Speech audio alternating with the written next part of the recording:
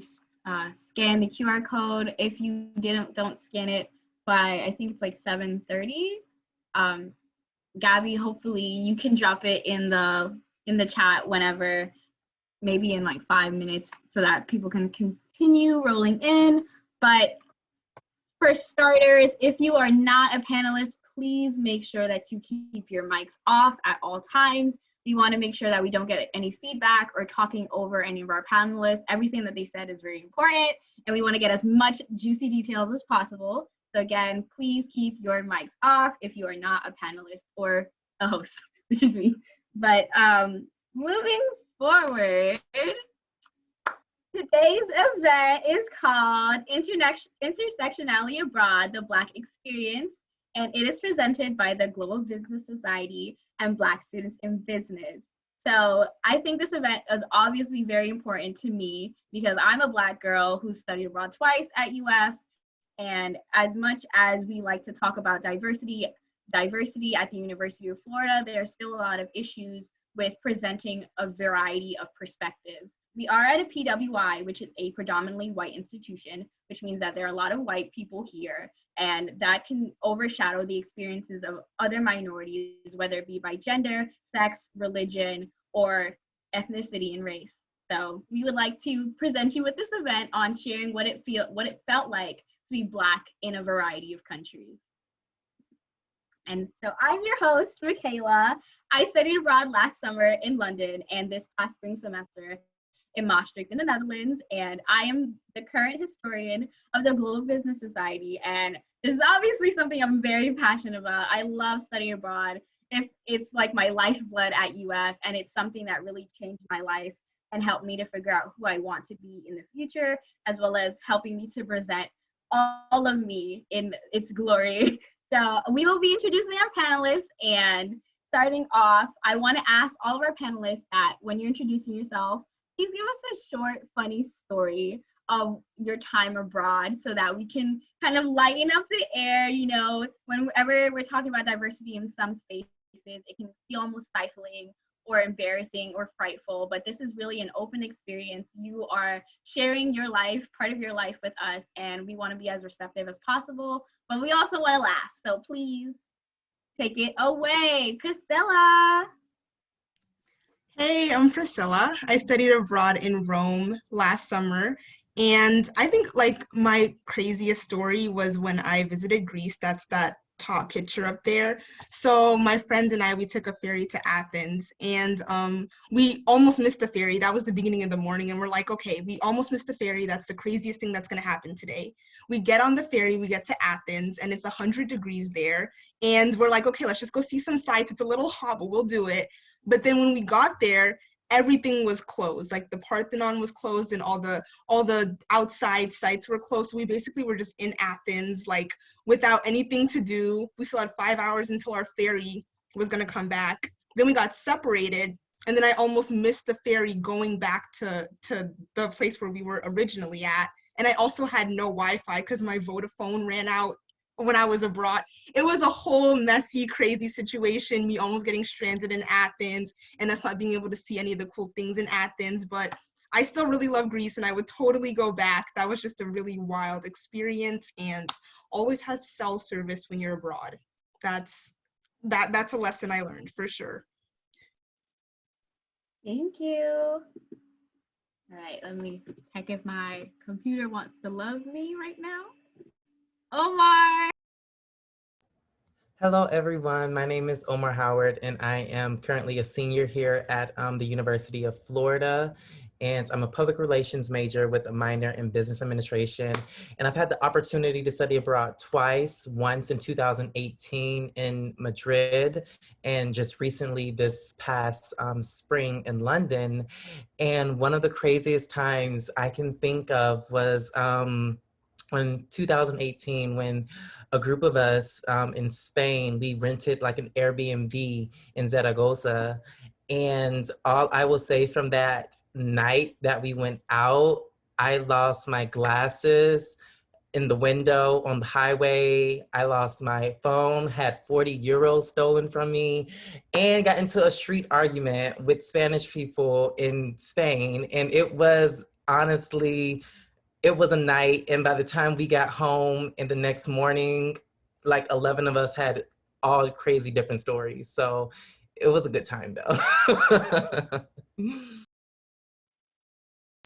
Thank you. All right. Tamara. Hey everyone, sorry, I was typing in the chat trying to ask Omar what the argument was about. But hi everyone, my name is Tamara Thal. I actually just graduated from UF during the spring semester. I also studied public relations, and right now I'm working full-time with IBM.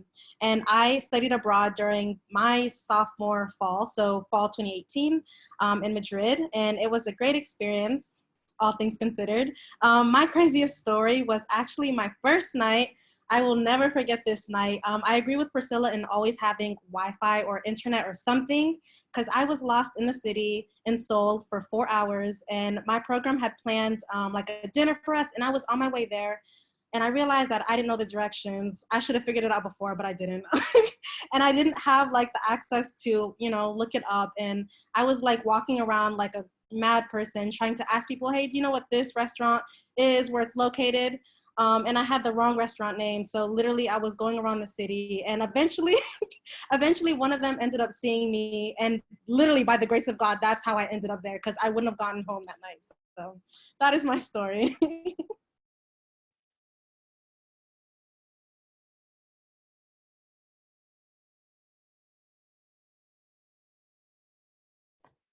Awesome. Love to hear all your guys' stories. It's really funny. Hi everybody, my name is Kyle Frank. I'm a junior here at the University of Florida, and I interned abroad my freshman summer. And a funny story that I remember was when we first got to Vietnam. We had like a 1 week, but right before you got into our internships, a week where we had to just experience the culture and all the all the amazing things about Vietnam. And I remember one of the trips we had to go up a mountain, right? And so a bunch of us, we were all like, okay, let's reach the top of the mountain, let's reach the apex. We're wondering what's at the top. And so we all ended up reaching the top of the mountain, and we're all drenched in sweat, we're all tired. And then we see, I don't know if you guys probably know him, but Joe Rojo, he used to be the director of the Hefner International Abroad department, and he came up the mountain too, and we were all surprised. We were like, "Oh my gosh, Joe! Like you made it! You made it! You made it!" He was drenched in sweat too. We were all so impressed. And then he's like, "Oh, I just took the caravan up." And so he was drenched in sweat, but he just took the caravan up, and it was a really funny time though, for sure. Thank you so much, everyone, for introducing yourself. And just a little nugget, Priscilla and Kyle are on the e-board of Black Students in Business. So if you are a Black business student, please go to their GBMs, please go to their events. They are lovely. I am also a general body member, so that's a subtle plug. But with our first question, if this Zoom thing, she don't love us. But so we have 3 portions: pre-departure, while you're abroad, and after you're abroad. So the first 2 questions are before you left. So what support did you receive from advisors, financial aid advisors, peers, etc., when you were researching and preparing to study abroad? So just to make it easier and less awkward, I think it's best if you just go in the order that you were introduced. So no talking over each other, but start us off. Okay, cool. So I guess that's me.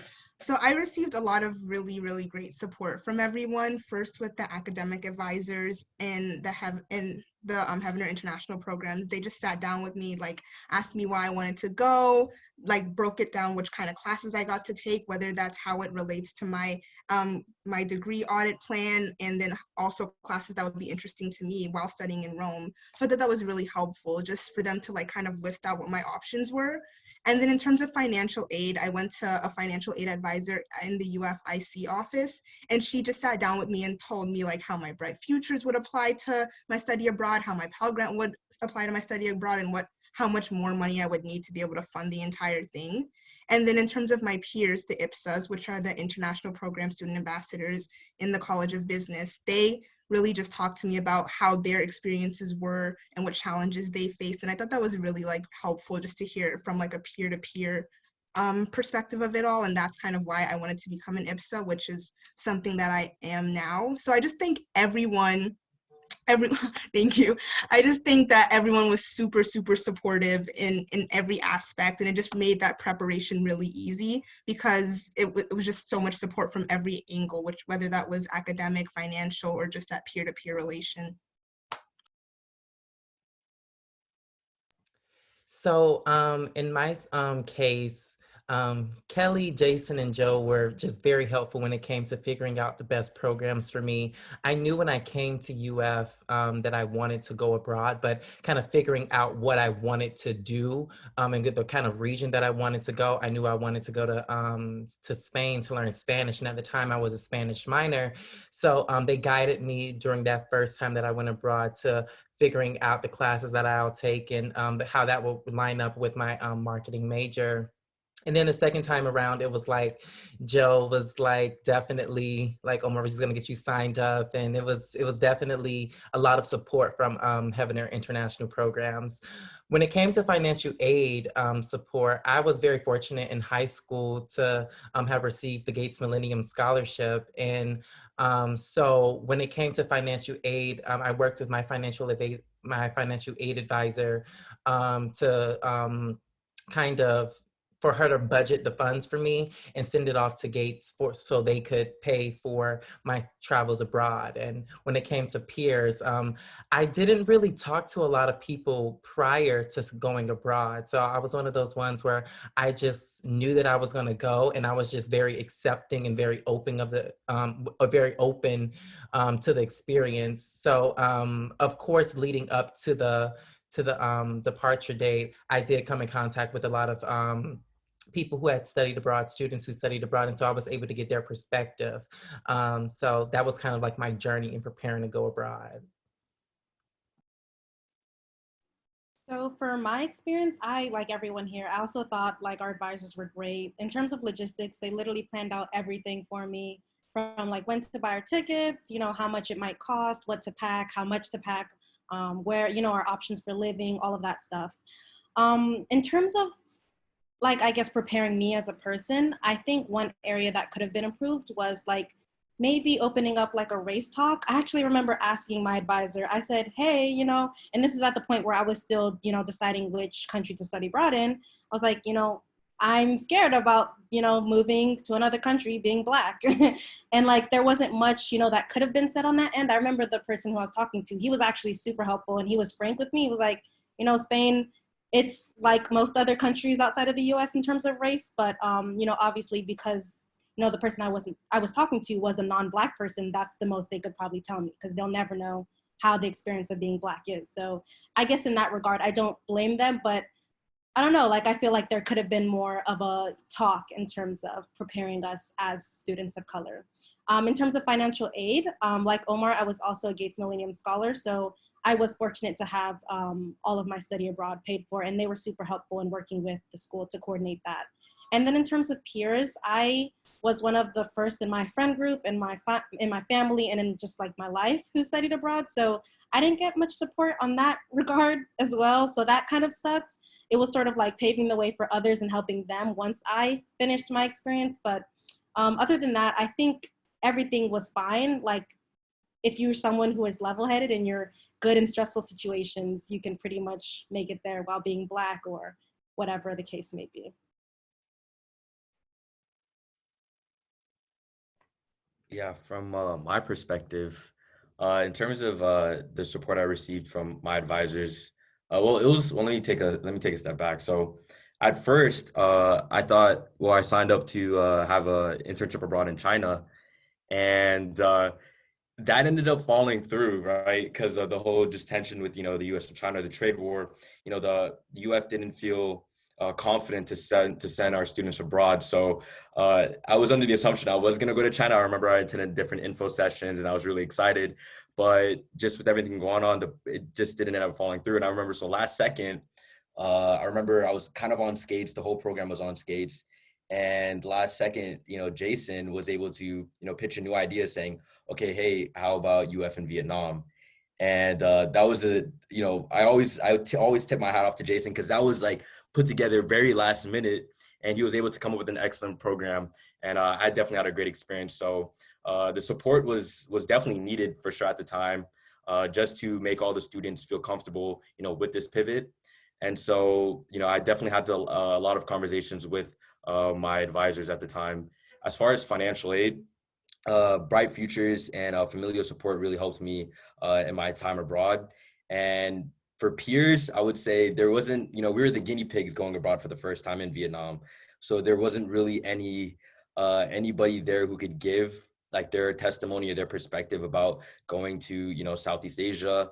And so, it was more of a leap of faith that I had to take, as a freshman. But, that was something that, I was comfortable with. That was something that I kind of wanted to do. And so, it was a whirlwind, but I'm really glad I went, because, at least now I can be a resource for other students who are interested in Vietnam, and give my own story and tell them that it would be a great experience for them. Oh, thank you guys. So the next question is, before studying abroad, did you know anyone Black who studied abroad or traveled to your continent of choice? If so, who? Okay, so before studying abroad, I didn't know. The only person I've known who went to Europe was my dad, and that's because he was in the military. So he was stationed in Germany a couple of years before I was born, and he's very dramatic. So he was born in the Bahamas, and he was raised in Miami. So he got shipped off to Germany. He was like 20 years old, and he was just like, it was the coldest winter of my life. I almost died. It was very, very dramatic. He did not have a good experience overall. So if I was just going based on my dad's stories, it would be like, not going. But that was the only person I've known who's been to Europe. And yeah, like no one in my family has ever been to Europe. We're from the Caribbean, so that's the only place we've been internationally. So it was kind of daunting to be kind of that first person to choose basically to go to Europe and live there and do something new. And everyone thought I was crazy because, first of all, I had never left the country before.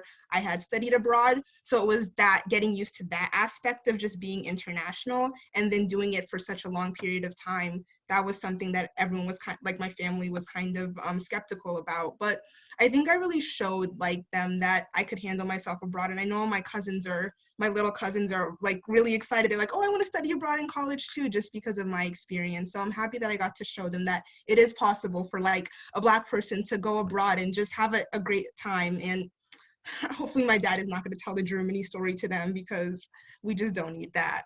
But yeah. Oh, that's funny. I did not know anyone prior to studying abroad who had previously studied abroad or traveled to another continent. I was one of the first people in my family to ever leave the country to go to Europe and the UK. So for me, it was definitely when I was younger, my mother used to instill in me a lot about adventure and travel. And so just understanding how big the world is, that really is what pushed me, regardless of, the color of my skin, to really get out there and see what was, out there that awaited me. And having the financial support and academic support of UF behind me, I really took it as an opportunity to really be a trailblazer when it came to studying abroad and getting that experience in another country, being a Black person. So for me, again, didn't know anyone who studied abroad. I was the first in my family to travel outside of the US to like a European country. My family is also Caribbean, so, we're used to traveling outside of the US, but never that far at least. In fact, when I told my mom I was studying abroad, she was like, what do you mean? Are you going to New York or something?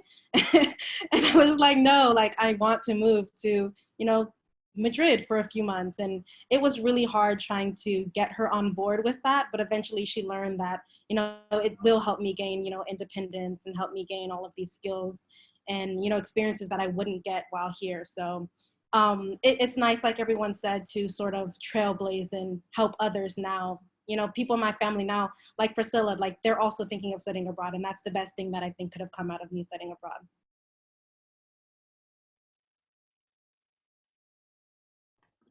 Yeah, so again for myself, didn't know anybody who went to Vietnam, like it was a pilot program, so didn't have any resource in terms of someone I could reach out to in Heavener who could talk about their experience there. What was interesting actually about the UF in Vietnam program is we actually ended up merging with the engineering department and school as well. So we were actually able to get a different variety of students as well, not only business students. And so there's more Black people on that trip with me, and so that was a more of a comforting factor for myself. But as a freshman, my freshman summer, it was kind of like Omar saying, like I just wanted to be adventurous. At the same time, I was really pushing on myself to get an internship. I just wanted to see, what a 9 to 5 or what having a job would feel like. And so with that, I just wanted to, push myself and go outside of my comfort zone, because, I think a quote that I had in my head at the time is like, life begins at the end of your comfort zone. And so for me, going abroad and having a new set of experiences that are different than anything I've had in my life before was something that I knew that would help me grow as a person, not only professionally, but also personally. And I think that's a great decision because I'm all the more better because of it. And I'm able to understand more of the type of person I am because of that experience. So it was a very great decision by my 18-year-old self to go abroad. Awesome. I see the reason why we gotta go is because if we go, somebody else gonna follow, right? So moving on to the next question. Now we're doing the while abroad questions. What was your experience of culture shock? So I don't know if I had like too much of a culture shock when I was abroad. I feel like in my program it was pretty sheltered just because of the way it was designed. So we spent most of our time with like UF students. So it wasn't like a lot of different cultures that I was seeing unless I would go to the grocery store or go to a restaurant or something.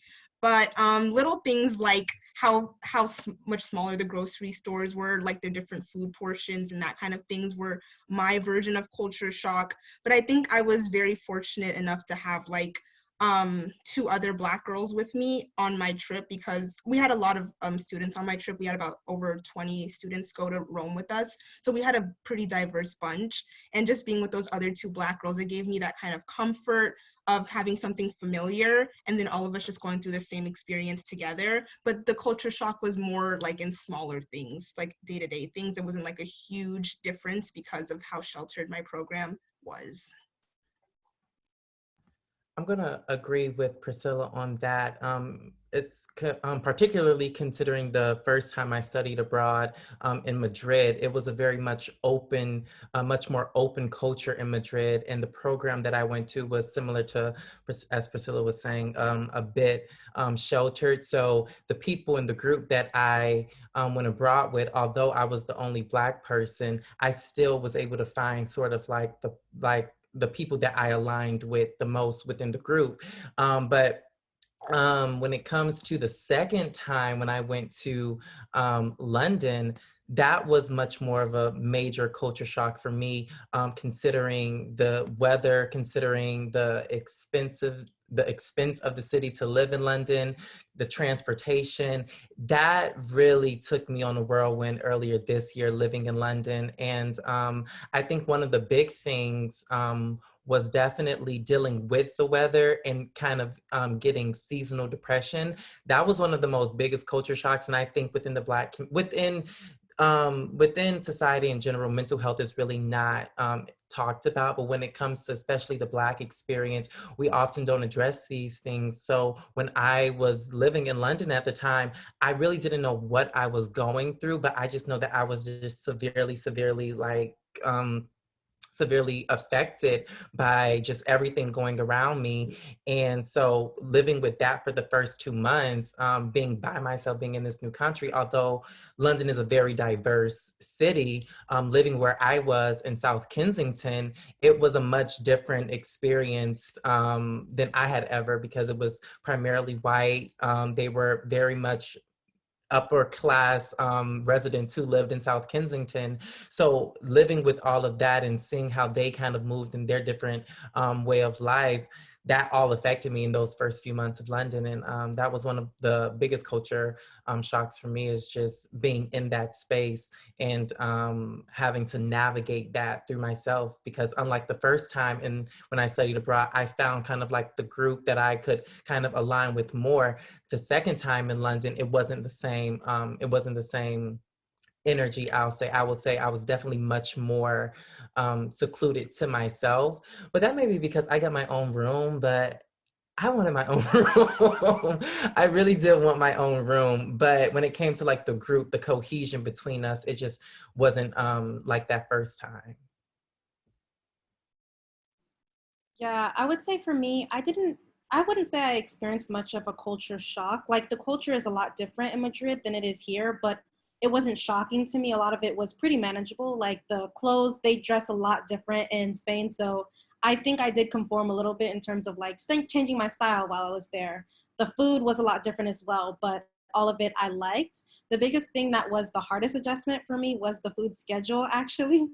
So in Spain, you all maybe have heard, but they eat dinner really late, like extremely late. Like here, I eat dinner at 6, and there it was more so closer to 10 p.m. And that was just, I was starving. Like I was like, ma'am, are you putting me on a diet?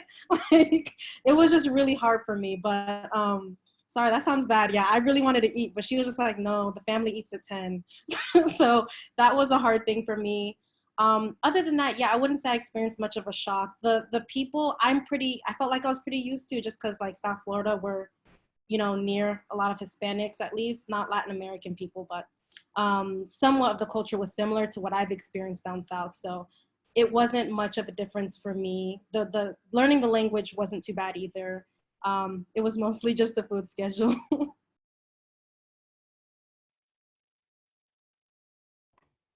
Yeah, so I have a pretty clear memory of my first like culture shock moment.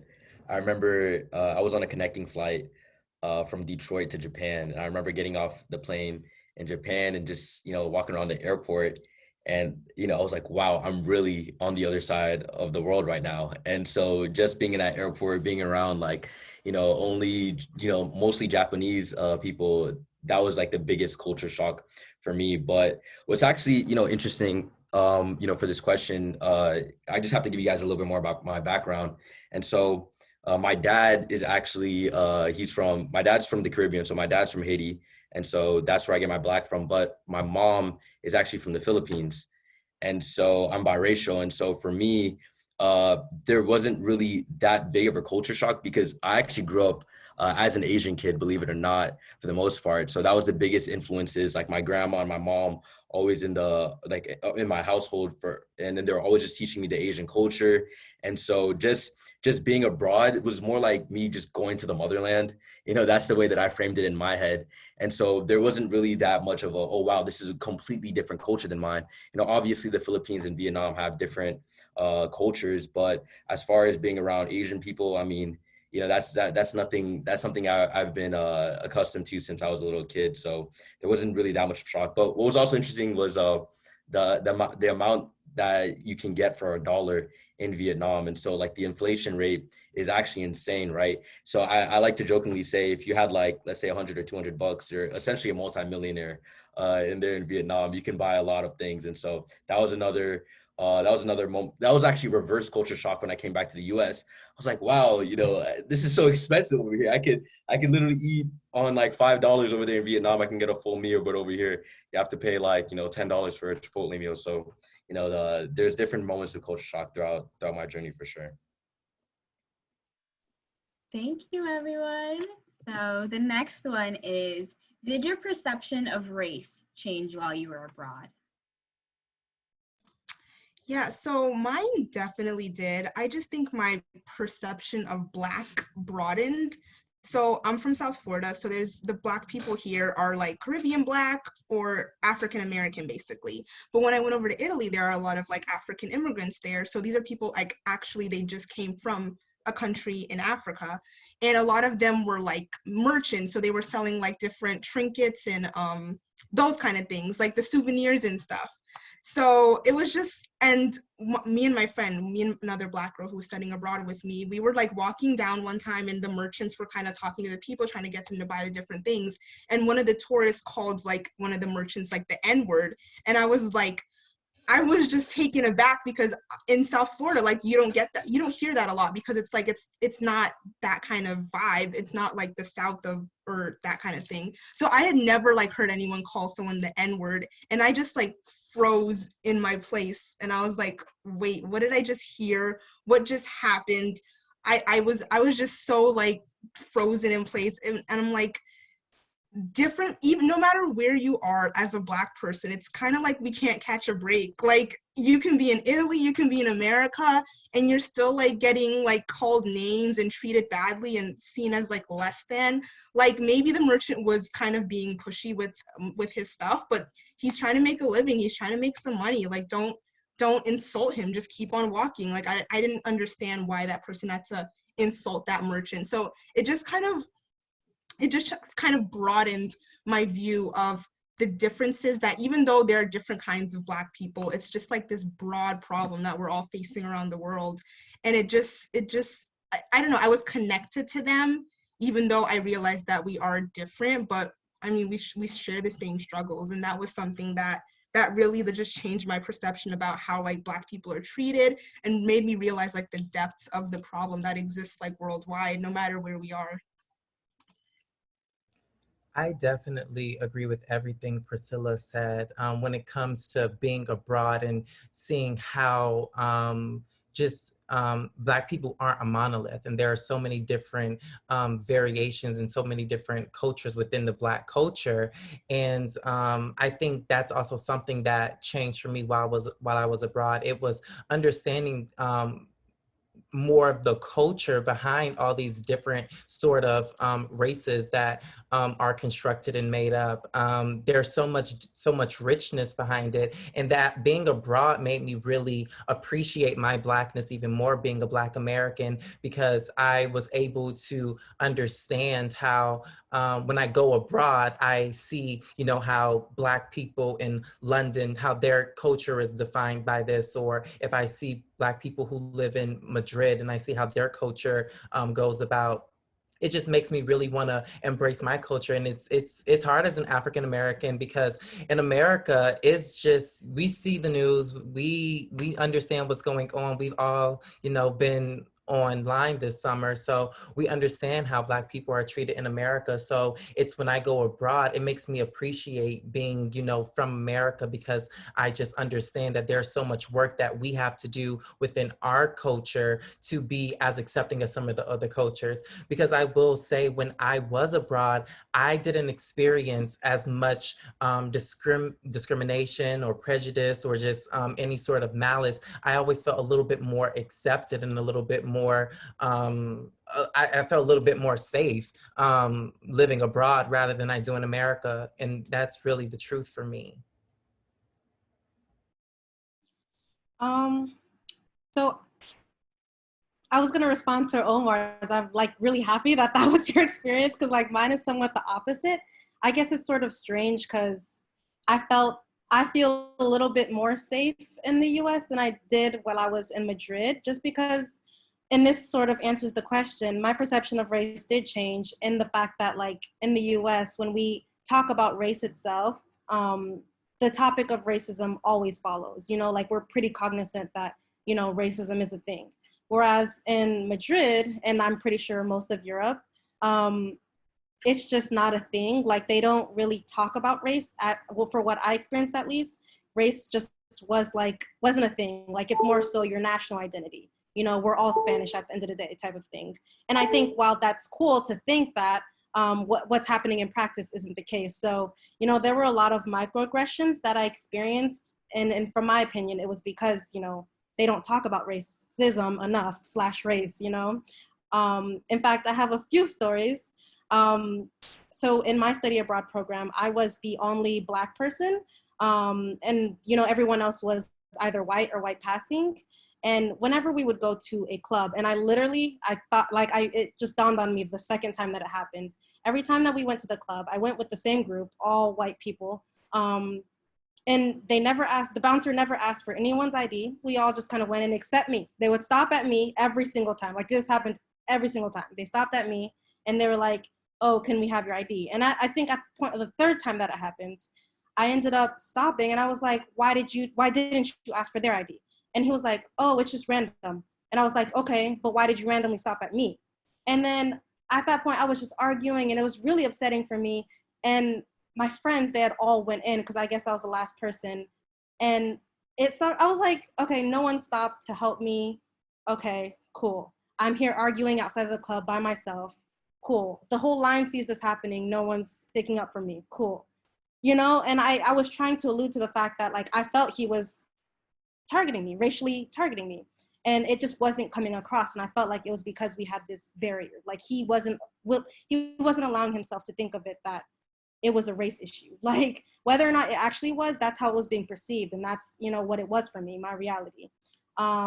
Another story for that, like, I just have so many. Like, I went to the first story that I told you all, when I got lost in Spain for 4 hours, I went to a store because my phone was dead and I just asked to use their phone and they just told me to get out. And I was like, I don't know if this is just a cultural thing, like they just don't let you use their phones. At first, that's what I tried to, tell myself. But after thinking about it, I was like, no, that was most definitely a microaggression. So yeah, all of these things definitely changed my perception of race. I just kind of sort of appreciate that in the US, it's addressed. We talk about race. It's a thing. Racism is a thing. Some people disagree with it, but at least for the most part, we all know it's a thing. But in Spain, it felt like people were glossing over that topic. And that was the hardest part for me. And that was the worst time in terms of being a Black person. I much rather you just argue with me and tell me that, you don't appreciate me because I'm Black, rather than ignore the fact that I'm Black and act like it's something else. Wow, nice. So for me, my perception of race, it definitely deepened and expanded when I was abroad. Like I mentioned before, just walking around Vietnam, I was pretty comfortable with the culture, maybe more so than other people that I came with, because there's more of a culture shock for them. But, obviously visibly though, I'm Black. And so, when I'd be walking around, there would definitely be, lingering eyes, they've never probably seen a Black person before, just because Vietnam is definitely one of a homogeneous population. So they only, ever see Vietnamese people or mostly Asian people. But so for me, just having the lingering eyes but it wasn't never from there was never malice or contempt when it came to them seeing me. It was more so of an exotic or fascination type of wandering eyes. Like I'd catch someone looking at me and I'd look at them and he'd smile, or he or she would smile, and then I just keep walking. So there wasn't any visceral reaction just from seeing me, which I did appreciate. And for me, at least because that was more so externally, but internally, in terms of race, broadening in my eyes, I kind of had the same experience as Omar, where, I was able to really, put America and like me being in a whole other country, side by side, and really just see the differences in the way that the people treat me. And so it's kind of like, James Baldwin when he went abroad to Paris, and how he was able to get a different perspective on the way that people, let's say in Paris, treat him than in America, because in America, Black people typically are public enemy number one, and so you normally don't get the benefit of the doubt. You get stopped for X, Y, and Z. And so from being abroad, I was really it was interesting just to see me not viewed in the way that my country sees me. but just viewed as just, just a person. And whether that came with, me being, exoticized, or just me being, something that they've never seen before, it was just definitely a different experience for me. And I think, it's interesting because, at least now I can at least, just understand that there is an intersectionality component, to these things, like Omar said, or there's not a monolithic, type of Black person. There's different versions. And so, that was very helpful for me, at least to expand my perspective and expand my mind by going abroad. Thank you. So I think everyone has touched on this a little bit, but how did your cultural identity shape your experience? Yeah, so I'm gonna interpret this question in, I don't know if this is the right way, but just basically like as a Black person when I was abroad, before I would go to certain places like different countries, I also went to France and Greece while I was abroad. And just before I went to those countries, I would like literally Google how are Black people treated in Greece or how are Black people treated in France. Just so I can get like a view of like what I'm up against, like how am I gonna be seen in these countries. And for the most part, when I actually got there, it was pretty like a pretty decent experience. In Greece, like Kyle was saying, there's a lot of like admiration. So I went with the two other Black girls that were on my trip, and just us walking down the road to go to the store, there would be all these like guys like honking at us and like calling out to us. I don't know, it's just there's not a lot of Black people on the island. We went to Mykonos, so there's not a lot of Black people, so they were like really admiring us, coming up to us, trying to talk to us.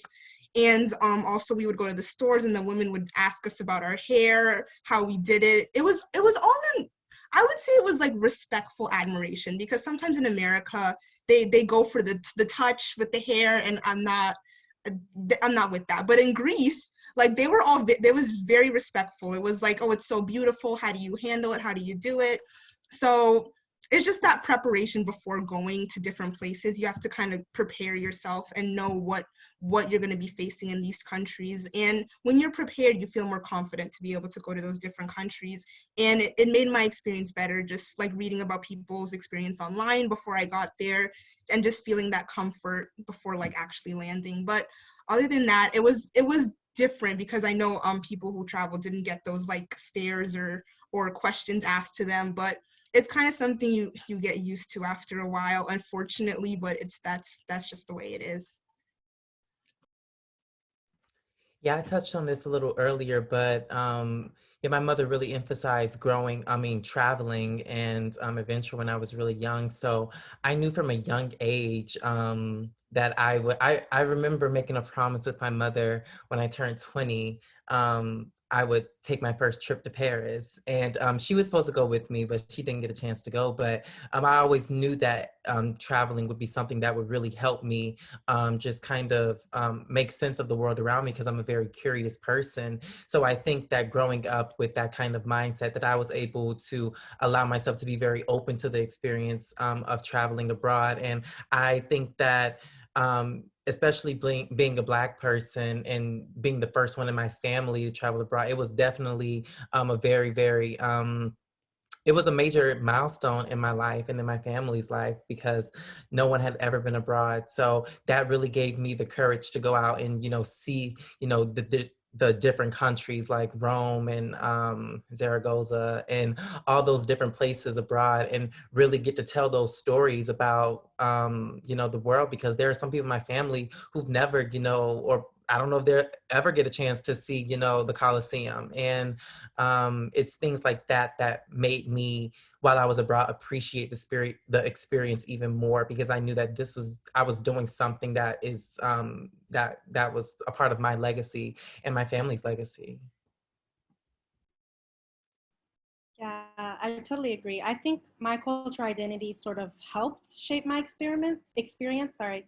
So I'm Haitian, and I've been to Haiti many times. And for one end, in Haiti, we have a lot of like open markets. We're used to people like coming up to us and asking, you to buy something. We're used to bargaining, all that stuff. Some of the things that I experienced similarly in Spain. And I just remember like sometimes like the members that I was studying abroad with, like they would just be super rude to the workers and just super rude to the people outside and make rude comments to them. And it's like, that's just, you know, them trying to make a living for themselves. And I think it sort of helped because I've experienced it. That's somewhat part of my culture as well, to, you know, experience some of these things, that I wasn't just a huge, you know, rude person to them. So that definitely helped. And, you know, everything that everyone else has said, you know, opening my eyes and being willing to accept other cultures, I think is easier when you come from a culture yourself that isn't widely accepted. Yeah, I've definitely touched on, how my cultural identity, has shaped my experience. But I will tell you guys a story.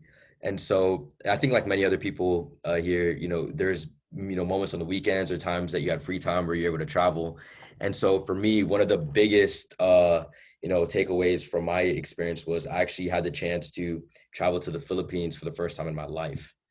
And so, that was a weekend where, my boss, because right after my supervisor, we just had a big event. So she said, I had an extra day off. So I was able to really like put a lot of time into me, going to the Philippines. And it was interesting because I had, resistance from my mom. My mom left the Philippines when she was 22. And so, there's kind of this, oh, I don't want you to go back there. I left for a reason type of, back and forth. And so I remember, me arguing with my mom, but I really, really wanted to go. And so eventually, I convinced her, or, I just left without permission or not telling her either the or, but I ended up going. And it was so interesting because when I was in the airport, I remember, this is like the same Vietnam airport, and I've always been around Asian people the whole entire trip. And then, but when I got to the terminal to go to the Philippines, it was so like I remember just hearing, Tagalog, which is, the Filipino language, and it just clicked. I was like, wow, I'm around. This is comfortable for me. Like this is something that I grew up with, and so me finally going, flying to the Philippines, I was met by an uncle that I'd never met before, and my grandma who I grew up with. She came to the States, but after I graduated a high school, she ended up going back, and so I saw my grandma, since she left, which is just insane. And just for me being there, having that experience over the weekend, and me meeting like aunts, uncles, cousins that I've never met before in my life, only through photos. It was such a surreal moment for me. And so my appreciation for, my biracial identity definitely deepened. I get just to be in touch with my roots, to see what my grandma grew up around, what my mom grew up around, and just me being able to just see it with my own eyes, not just through the stories that they tell me, was a very powerful moment in my life that I'll honestly never forget. So that was a great experience for me. Thank you so much, everyone. The next question is, while abroad, were there any aspects of your identity or mannerisms that you changed? I would say maybe my wardrobe was something that was a little bit different. I definitely did some research on Italy before like getting there. So I did not take a lot of like my flashier clothing. Not that I like dress flashy, but I took a lot of my plain clothes, like very not anything bright and nothing patterned, nothing with words on it, just some like simple clothing, just so I would like blend in more with the people of Italy. And nothing crazy. I don't know. Like I said, I was really sheltered in my program, so I didn't interact with that many Italians on a daily basis. And when I did, it was kind of like us trying to communicate like cross with different languages. So that aspect didn't really change. But I had 3 other roommates. This is not like an Italian cultural thing, but this is something that I experienced having 3 other roommates. I was in a quad bedroom, and my roommates were white, one was South Asian, and one was Hispanic. So I would like have to maintain my hair in the room because it was my room. So I would kind of feel self-conscious kind of coming back after washing my hair, and I had like a big wet fro, and I saw them like looking, and it wasn't like disrespectful or anything. It was kind of out of curiosity, but I just felt very self-conscious, like coming back into my room with my fro, and then I had to kind of fix it in front of them, and it was something to get used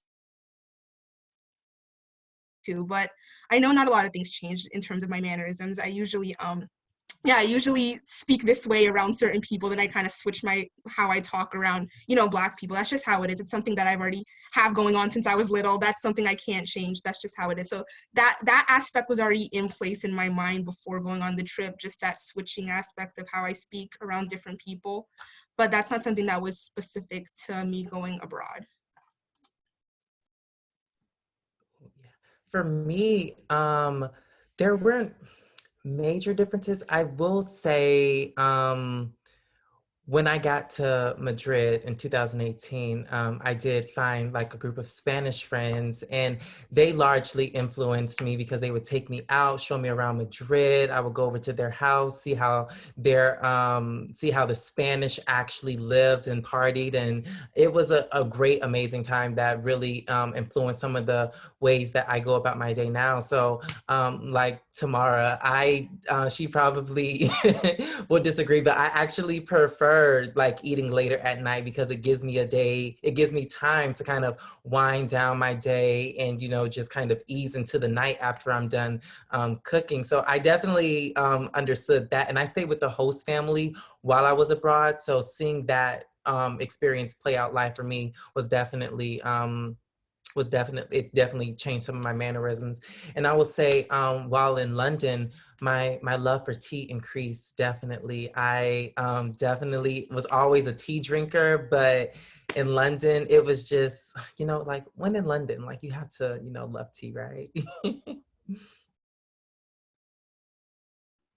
So for me, I definitely changed most physical mannerisms and aspects of myself when I studied abroad, but I wouldn't necessarily blame Spain. It was just more so for my convenience. So, as Priscilla can probably attest to, I just didn't want to have to deal with my hair. It's a lot. I'd have to bring like 20 products with me, and then I didn't know if like Spain would have the same products that I did in Florida. That was a lot. And then just the time that it takes, I like my hair day is like a whole day process. And I didn't want to have to deal with that. So I literally just put in some braids and I rocked that for like 2 months. And that helped before I had to take it out. So that was like, whatever, it was fine. I preferred to like do something more convenient for myself. In terms of my clothes, I definitely changed that.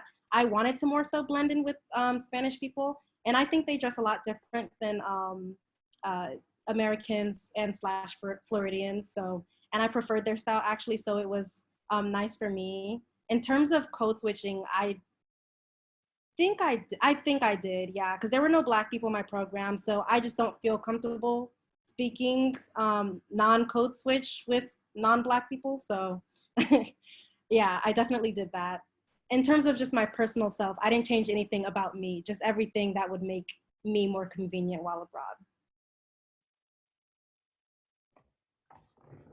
Yeah, so for me, well, if my Wi-Fi cuts out, let me know because I'm having a little difficulties here. But yeah, just to like, put them in separate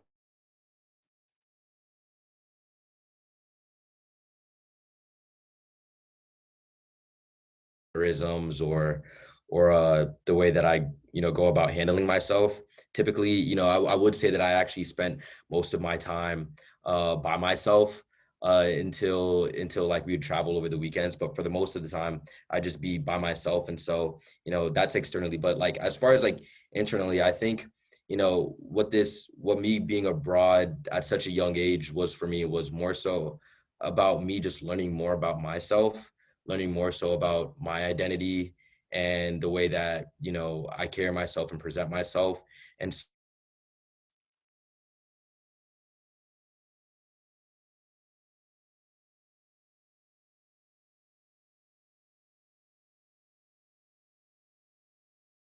drive me around Vietnam, just treating him with the same respect I would treat my supervisor, and just using and putting myself in different situations as well. Like there's different networking events that I went to, seeing how I could handle that and ways that I can improve. So it was more so learning more about myself. That was what the whole journey was for me versus me trying to adapt to a different culture. And so everything, all across the board, I think all things were pretty consistent, except just me, realizing, okay, how do I take care of myself and stay true to who I am, while being abroad in a different country without any parental supervision. All right. Thank you all so much. We have one more question from me, and it is, what do you wish you knew before studying abroad?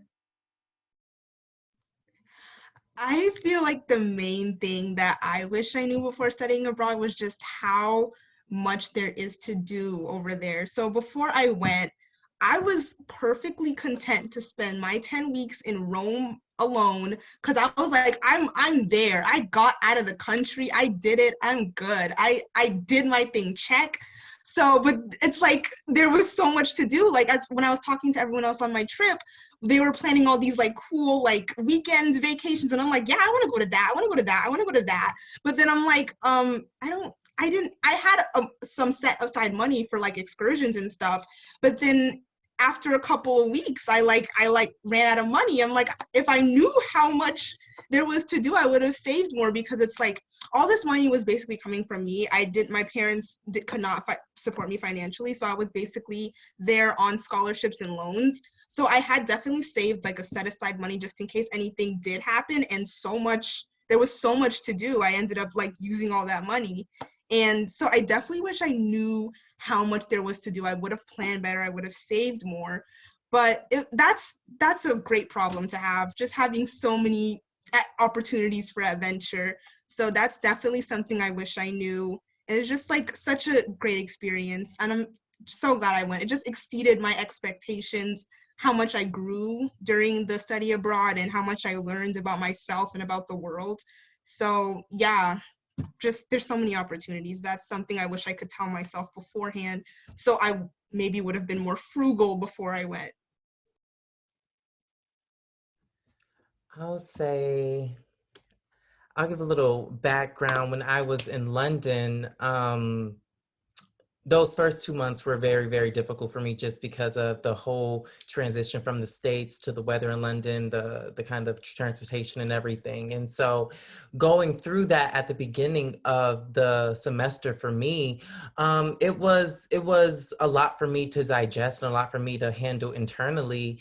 And it was just dreadful waking up going to classes some days. And I would just like, I would call my mother and be like, Mother, I hate London. Like, it's so, like, I hate it here. And then coronavirus hit. And then that's when the whole world changed. And I was like, wait, I have to go back to America? And I was like, no, I don't want to go back. I don't want to go back. So that whole trajectory, seeing how when I got to London, it was a very rough transition. Then seeing how I appreciated it once, you know, it was kind of about to be taken away from me. I definitely really similar to what Priscilla was saying about there's so much to do when you're abroad. There's so much to see. So it's like some days when I would, you know, I wouldn't want to go out and see London. Like when quarantine hit, then I didn't even have that option to see because everything was closed down, but I was still in the city. So I was like, that's fine with me.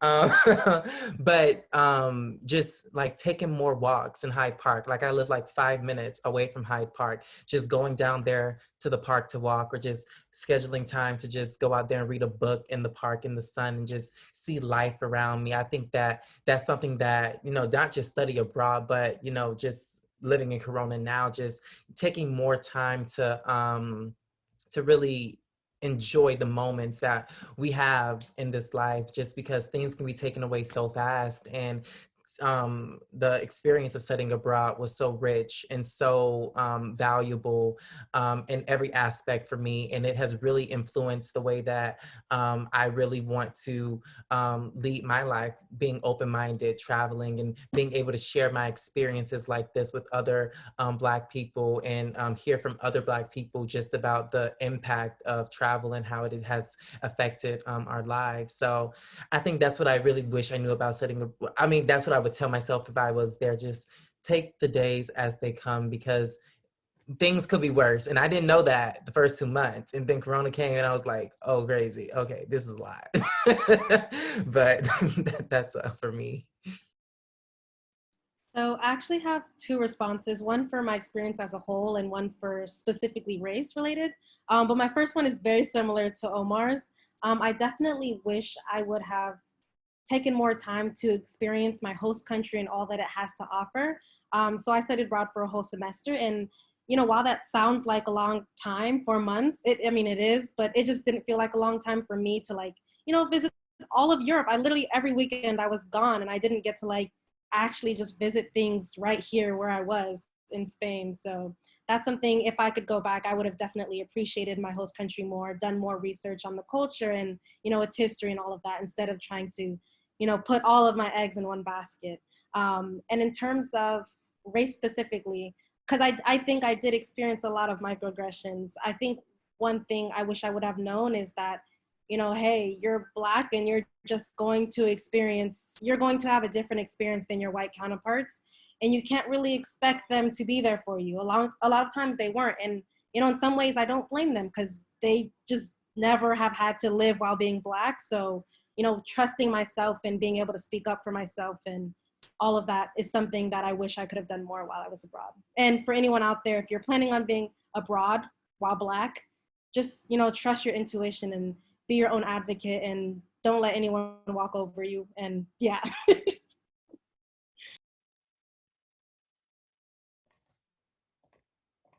Yeah, for me, I think that's an interesting question. I don't know if there's something that I'd, retroactively think or wish I knew before studying abroad, because I think there's lessons and experiences that I wouldn't have otherwise unlocked without, if I didn't take that leap of faith. And one of them being is how much ownership and autonomy that you have for your own life. And so you can, there's people traveling all the time, there's so many people doing different things that you can be a part of if you ask, but there's also things that you can also say no to if you want. And so, for me, my personality, yeah, there was a lot of times where I did travel, but there would be moments where I'd appreciate just me, being alone abroad. And I think that's a big, component of being abroad is, just being alone and by yourself, not really being, chained to the identity or that you're trying to create or you have created for yourself back at university or anything that people otherwise would have known or expect of you. And so I just really, just really accepting that fact and just realize that, oh, this is a blank slate. This is your life. You can do whatever you can do what you want with it. I think that's something that I did learn. And something that I also learned is that there's so much more out there than we know.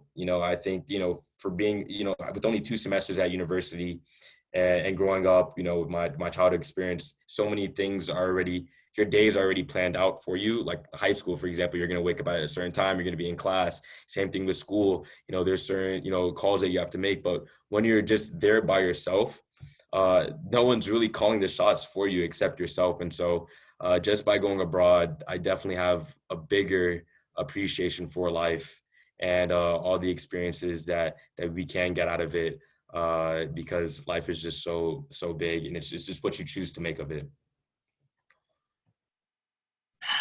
Wow. Okay. Thank y'all so much for everything that you shared. I think you are already doing more than your part by inspiring, but also being vulnerable and honest with your experience. I think I speak for the crowd here. I personally, as a Black girl who's gone abroad twice, I feel seen.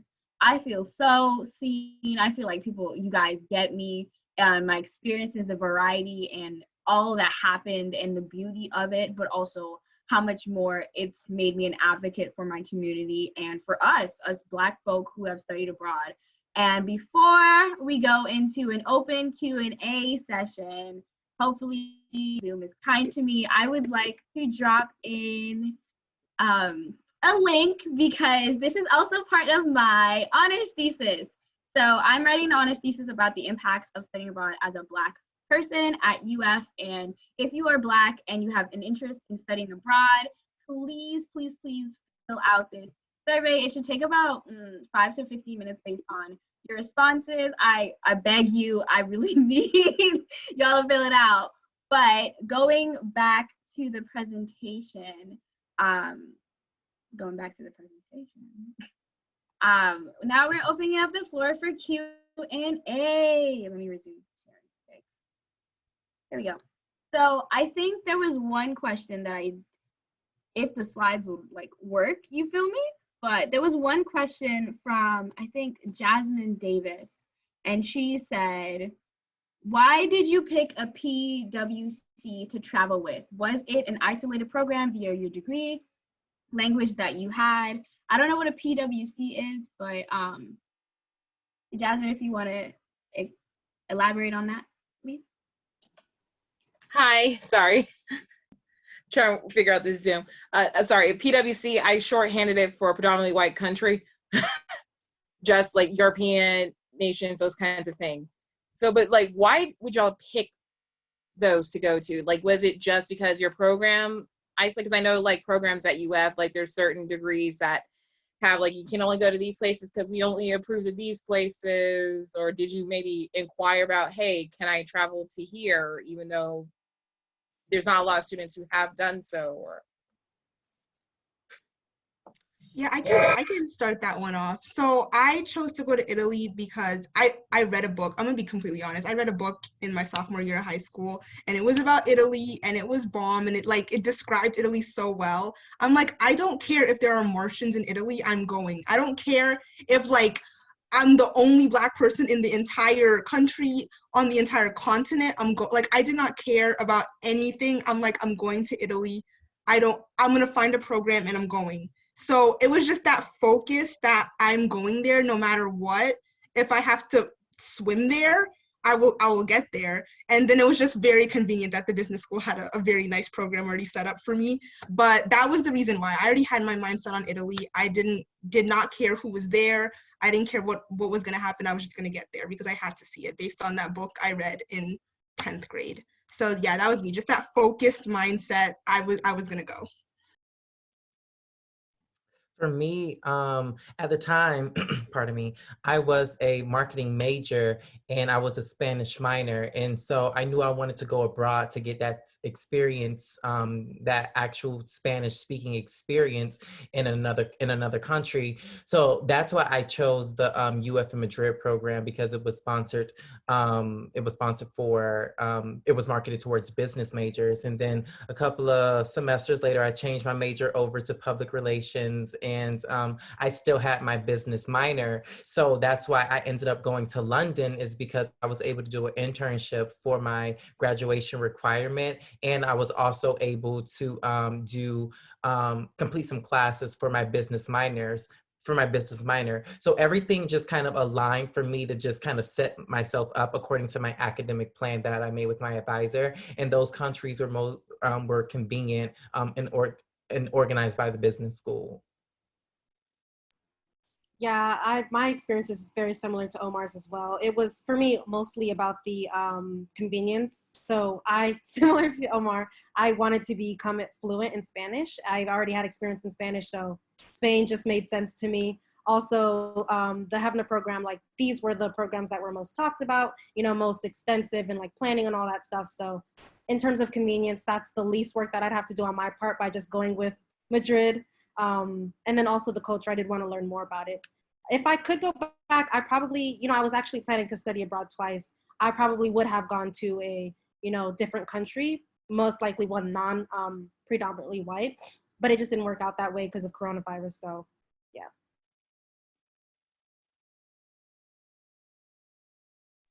Okay, I think I saw another question. It was about, did any of you go to a non-UF sponsored program? And I'll answer that question for everyone. Pretty much no one did. I actually went on a non-UF sponsored program, an exchange program.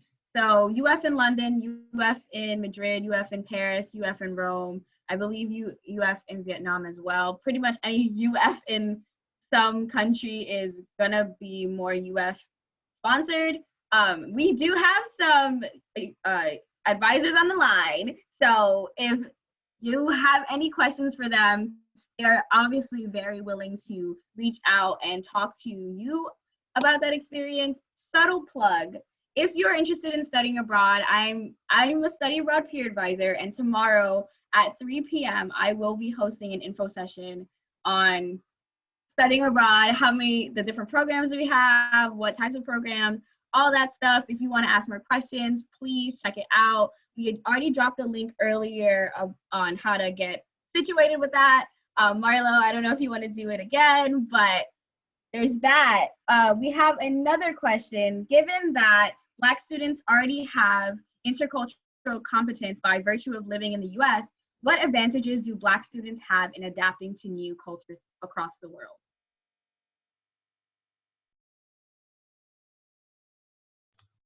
I always say, like, really quickly, my biggest thing about like going abroad, it just showed me that there's not like one correct way of living. There's just different ways of living that are correct to different cultures. So that kind of taught me that even though I am Black in America, there's still similarities that I share with other Americans that we consider correct, and that's just how we live our life, and that's what works for us on a daily basis. But just seeing how, like, people in Italy, for example, carried on with their lives, how they conducted themselves, it was a different way of viewing things. It was like more relaxed. They seemed to be like enjoying the simple things in life, and I'm like, this is a pretty decent way of living. Not to say anything is wrong with the way Americans live, because I mean, it works for different people, but it's just, it showed me that there isn't one correct way to live your life, and you could even blend different ways of how to live your life, and that works for you too.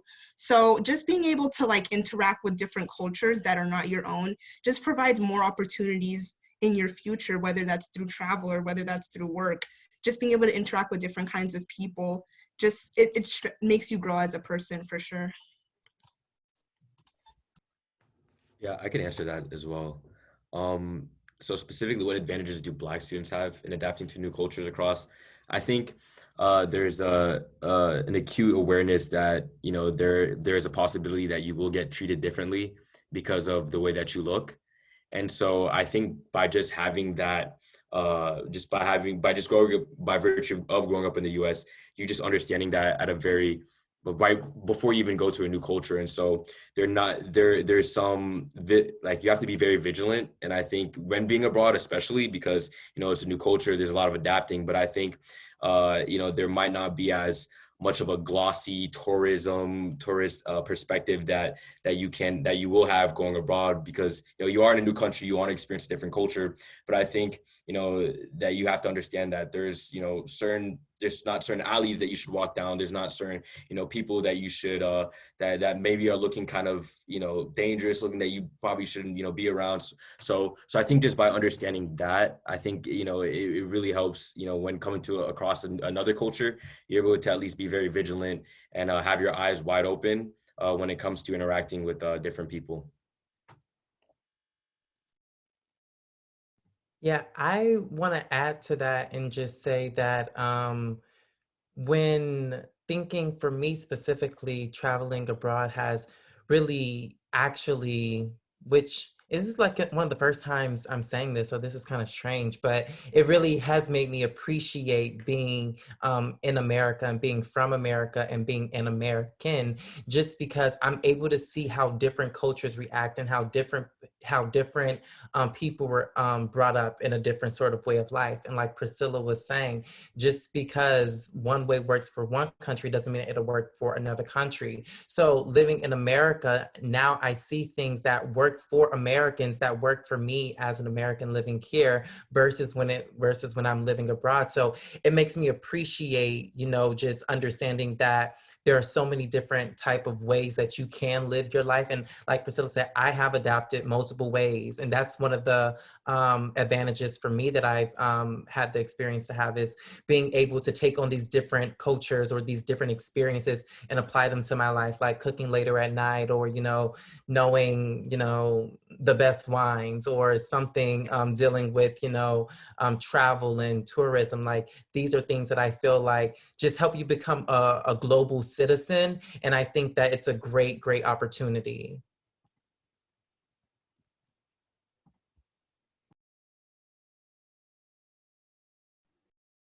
I have nothing to add. They pretty much covered all of it.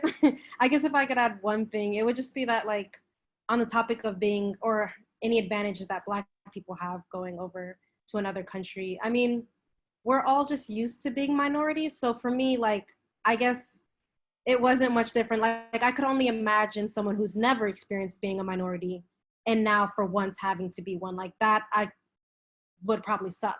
So like, yes, the, racism was different, the microaggressions were different, the experience overall was different. And I completely agreed with Kyle's comment on, sometimes we don't get the experience of the whole movie tourism thing. Like I totally felt that, while that's the case in other aspects, I was sort of prepared for it.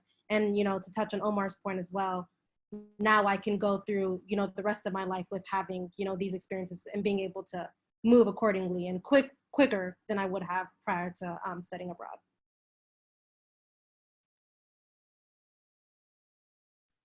All right. If you have any more questions, please drop them down. I know that we've gone a little bit over, but I think this event is 100% necessary.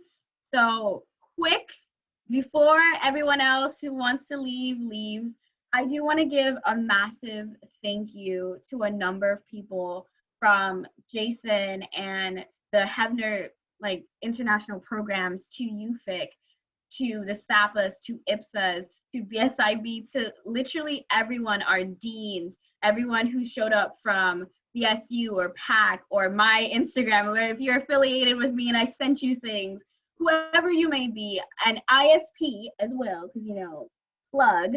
But I just want to thank you all so much from the depths of my heart. This has always been something that's been important to me. I tried hosting a similar event to this last year and it flopped, but I'm really thankful that we are being heard.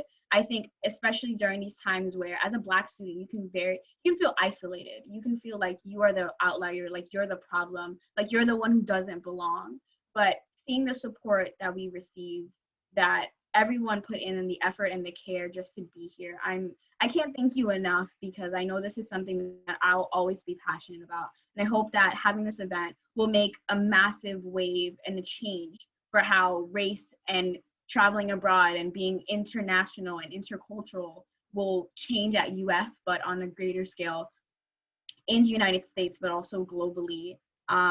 I also have to thank Gabby and Jeanette, the e-board of GBS, because I can't, there's so much, but I never thought that this would be as successful as it is. And oh my gosh, it's like so cool to see your dreams come to fruition, right? But also feel like people actually care about the things that you have to say and that they're actively listening. It's not just a surface level, oh, we want to do this for looks and for vision, but it's an actual action step. And so Gabby will come back soon to talk about what GBS is actually doing to prove that to show and demonstrate that we are putting our words into practice, because this is something I care about, but this is also something that Global Business Society cares about, as well as Black students in business. So there's a question for Tamara. This person said, I know you specifically mentioned how you said some of the people in your program didn't back you up when you had racial confrontations. Sometimes I think people just don't know what to do and freeze. So what would you have wished people would have reacted or helped? And thank you for your stories. So yeah, I was sort of thinking of it after the fact, because while it was happening, I was upset that none of my friends were there to sort of help me. But to one end, it's like, when you're surrounded, your friend group is only white, you don't have people of color in your group, maybe you don't know that these things do happen. So if I could give any advice to non-Black students, it would be, when you have a person in your group who is a person of color or specifically Black, be there for them, just support them. You don't maybe necessarily have to say something, although I would encourage you do, but just be aware that it's gonna happen more than likely, and be prepared to just be by their side. Like, to that end, I just didn't have people on my side. Like, literally when these things would happen, my group was already gone. They were already 20 feet ahead of me. Like it just felt like they didn't even think that could have been a possibility. So, if you have someone in your group who's Black, just understand that that's going to be more than likely the case for them. They're going to experience different things than you do. Oftentimes microaggressions, oftentimes racism. And not only should you take the step to understand that, but then, be prepared to back them up. I would have really appreciated my friend be like, hey, you didn't ask for my ID. Why is that the case? Or something along the lines, yeah, I hope that answered your question. Awesome. So I don't see any more comments, any more questions in the question box. So again, thank you to all of our panelists, Black students in business, all of our guests. I can't thank y'all enough for just being here. This makes my night. This makes my year. This is what we have been working on the entire semester, and just to see it come to fruition. I'm not gonna cry on Zoom because this is recorded, but I have to thank everyone so much, and to our panelists. There might be some people here that are still interested in learning about your story. So if you could drop any like contact information, your YouTube channel, your Instagram, your blogs, whatever content you have surrounding your time abroad, please drop it below. You know, I will definitely be not minding my business, be reading what y'all have done, because I love to see Black people flourishing. So thank you again, everyone. And I'm going to hand it over to my lovely president.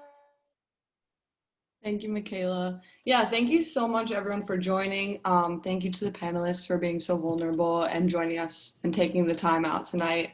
I've been very fortunate to work with our panelists as an IPSA and obviously with Michaela the past 2 years in GBS. And yeah, we've worked so hard, and this means so much to hear from you guys and to have everyone join. And yeah, inclusion has always been something that's very important to us in the global business society. Our main goal has been to integrate international students into our community at UF, but we've been recently having these difficult conversations of what we can do to improve diversity, equity, and inclusion within the organization itself, within our members, within our UF students who join. So whether it be having a panel like this, or we've been working with the Multicultural and Diversity Student Affairs, and we've had our students attend some diversity trainings this semester. And we are having those conversations of what we can do better, and working with Dean Sevilla and Dean Thomas.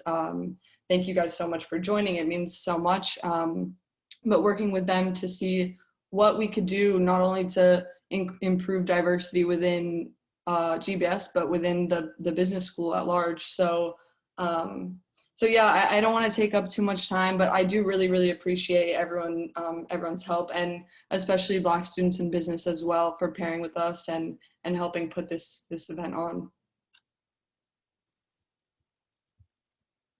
All right, thank y'all so much. Let me stop screen sharing. If you want to learn more about my experiences studying abroad, I try hard not to open my big mouth, but I studied abroad on an exchange program, only Black person to go to the Netherlands. So I obviously know what it's like to go and be alone and be all this weird different things. So I'm always ready. I will always check my email, always check my Instagram, always check everything. So if you want to learn more about me and what I've done, definitely hit me up. But I, again, have to thank y'all again for the third time so much for being here, especially if you are working in academia. I think that by hearing our experiences, you'll be able to refine the advice and the tips and everything that you provide, because since we here, since I'm gonna stay, when I was going abroad to London, someone told me like, oh, this might not be possible because your family income and you all have to take out a lot of loans. London, study abroad in London is the most expensive program, over like $20,000. My mom don't make that much, so like that's a hefty bill to foot, but I did it. And because I did it, now look at where I am now. I'm here hosting something, you know? I'm here to help and give back, and I will always be a resource. Even if I'm 80 and I'm living the Germany with my man, okay, you can still email me and ask me questions, period. So thank you again. I can't say how thankful I am. Check out everyone's Instagrams, Omar's YouTube channel, because that was keeping me going when I was in Maastricht alone, period.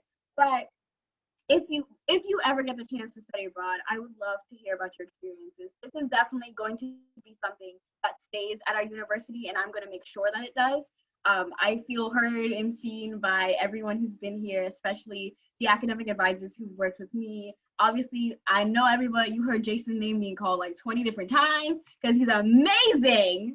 But also shout out to like ISP and SAPAs and IPSAs and our UFIC, because they really care about us as students and they want to see us grow.